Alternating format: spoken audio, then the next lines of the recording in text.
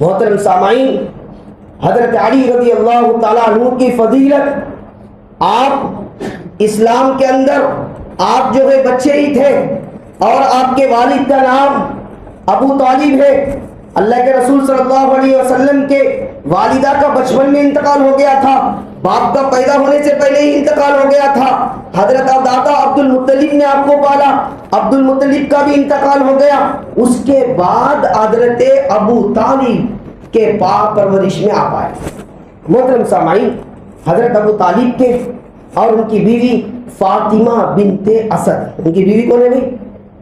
کس کی بیوی؟ ابو طالب کی بیوی، یعنی اللہ کے رسول صلی اللہ علیہ وسلم کی کیا لگتی بھائی؟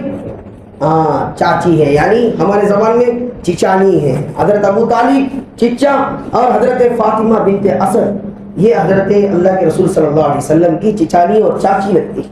اللہ اکبر۔ محترم سامعین، جو حضرت علی رضی اللہ تعالیٰ عنہ کے جو باپ حضرت ابو طالب ہے اور جو ماں حضرت فاطمہ بنت اسد ہے، اللہ کے رسول صلی اللہ علیہ وسلم نے دنیا کے اندر آپ پر کیے جانے والے احسانات کو جو آپ نے یاد فرمایا، اس کے اندر آپ تاریخ اٹھا کر دیکھیں گے، دوسرے نمبر پر علی المرتضی رضی اللہ تعالیٰ عنہ کی یہ والدہ ہے۔ اللہ کے رسول صلی اللہ علیہ وسلم نے کبھی فرمایا کانت امی بعد امی، کبھی فرمایا کانت امی بعد امی، یہ میری اصل ماں کے بعد یہ دنیا کی دوسری ماں ہے۔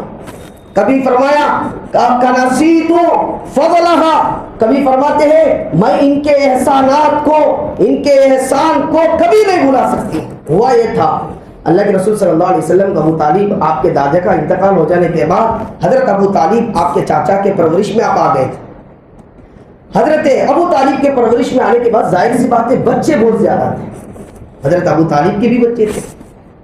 تو ہوتا یہ تھا کہ بچپن کے اندر اللہ کے رسول صلی اللہ علیہ وسلم کے اوپر حضرت فاطمہ بنت اسد کے بارے میں اللہ کے رسول نے فرمایا بھائی ان کے احسانات کو میں کبھی بھلا نہیں سکتا ہوں، یہ میری ماں کے بعد ماں ہے۔